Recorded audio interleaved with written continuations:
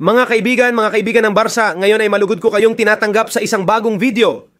Kabaliwan at kalokohan ang naranasan natin ngayong umaga sa Barsa Official Store. Ang bagong uniforme ay ibinebenta na at tinatangkilik din ito sa website. Sa unang 30 minuto ubos na ang large, extra large at 3 extra large na sukat. Nakakabaliw ang ginagawa ng Barsa. Mga record na datos sa dami ng benta ng bagong uniforme. Patok na patok si Minyamal at hinahanap agad ang jersey niyang number 10 kahit hindi pa nabibili. Kahit na maraming tao, ipapakita ko sa iyo ngayon na bumibili nito sa mismong tindahan. Doon kami galing, gaya ng sabi ko kaninang umaga, pindutin mo ang like button, mag-subscribe ka. Huwag mong palalampasin ang dulo ng video dahil may ikukwento ako sa iyo na hindi mo pa alam. Tara na sa napakagandang video. Ikukwento ko sa iyo lahat ng nangyari sa unang oras ng pagbebenta ng Barca jersey. Gusto ko marinig opinion mo sa chat, tingnan natin sagot mo. Pasok! Video mga kaibigan ng Barsao, nakikita nyo na ba sa screen ang jersey ni Minyamal na may rosas at numero 10? Sa totoo lang, nabili na ito ng mga tao sa opisyal na tindahan.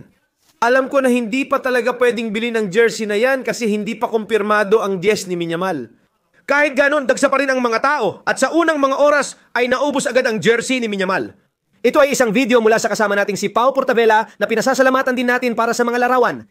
Yan ang kando, malapit din sa tindang iyon gaya ng sabi ko. Maraming tao ang gustong bumili at makita ito. Ang player na kamiseta ay sobrang astig at nakakabaliw. Narito pa ang mga larawan ng opisyal na tindahan ng Barsa na nakita na natin kaninang umaga sa Twitch channel. Kung may gusto ring sumunod sa atin doon, pwede naman, syempre. At itong jersey na ito, gaya ng sabi ko, talagang mabenta ngayon sa website at pati na rin sa pisikal na tindahan.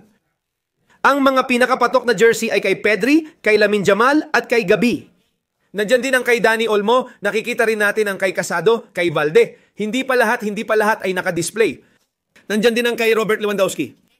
Dumagsa agad ang mga tao mula unang minuto ng pagbukas ng opisyal na tindahan ng Football Club Barcelona. Sasabihin ko sa iyo, kung ikukumpara ko, sa totoo lang, mas gusto ko talaga yung ngayong taon, pero gustong gusto ko rin yung sa nakaraang taon. Itatanong ko rin kung alin ang mas gusto mo ngayong taon o nakaraang taon para masabi mo sa komento. Hindi ko alam kung ano ang sasabihin ng mga tao pero medyo kakaiba itong mga guhit na ito. May parang kaunting pagkalabo sa mga guhit. Sa pagkakataong ito, nung nakaraang taon, ang mga guhit ay talagang tuwid at maging ang blagurana, ang azulgrana ay talagang malinaw.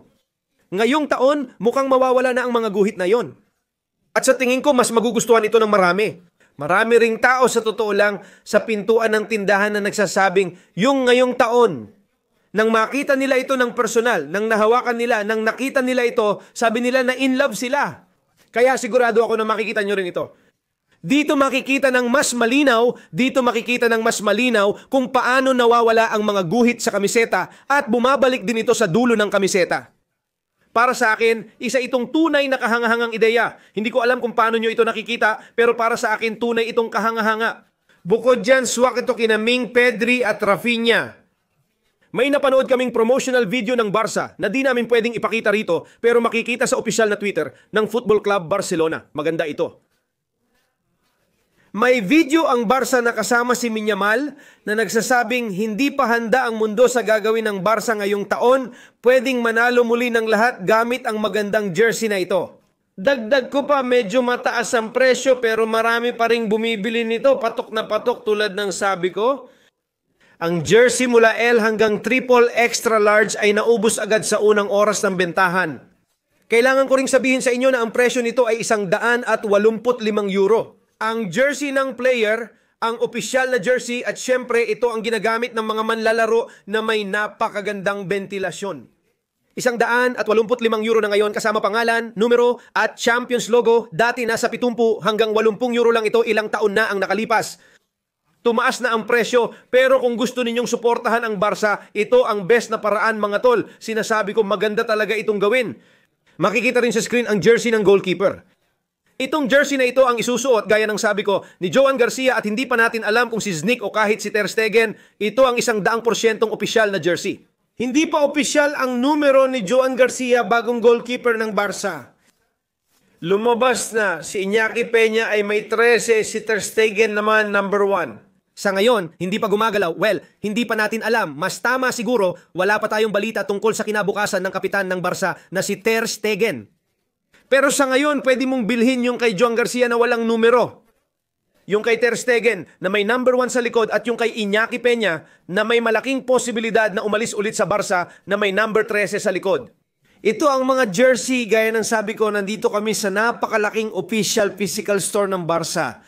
Dito makikita nyo na ang lahat ay talagang na-update na. At yun ay... Ang umaga, 5 minuto lang lumipas at nakita na agad ang unang kamiseta. Nang Min Jamal na may suot na numero 10, kamangha-mangha ang ginagawa nila. Pati ang mga tagahanga ng Barca na gustong bumili kahit hindi pa available ng kamiseta na may numero 10 ng pinakamahusay na manlalaro sa mundo, si Lamine Jamal. Sinabi ko sa inyo na magbibigay ako ng bagong impormasyon sa dulo ng video at ito na iyon. Ibig sabihin, ipinagmamalaki ng Barca dahil nakikita nila ang paglago ng mga pisikal na tindahan at pati na rin ang mga online na tindahan. Malaki ang paglago ng club merchandising. At ang Barca, gaya ng sinabi ko, ipinagmamalaki ito at nagbibigay ng mga sumusunod na datos. Pindutin mo ang like button at mag-subscribe ka. Ibabahagi ko sa iyo ang top datos mula sa Barca Stores. Pakinggan mo. Ang mga tindahan ng Barca ay nakakuha ng higit sa 30% pagtaas sa kanilang negosyo kumpara noong nakaraang season. Isipin mo kung anong mangyayari ngayong taon kasama si Nico Williams sa Football Club Barcelona, kasama sina Lamine Jamal, Pedri at Dani Olmo.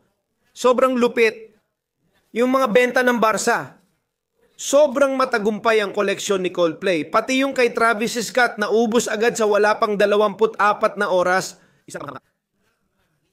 Sasabihin ko sa iyo ang tungkol sa pera para sa Barca, malaking dagdag ito at ipapaliwanag ko gamit ang datos.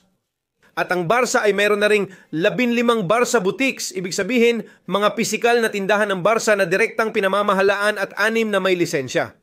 Bukod dito, binibigyang diin nila ang paglabas at pagbebenta ng paninda ni Mascot Cat.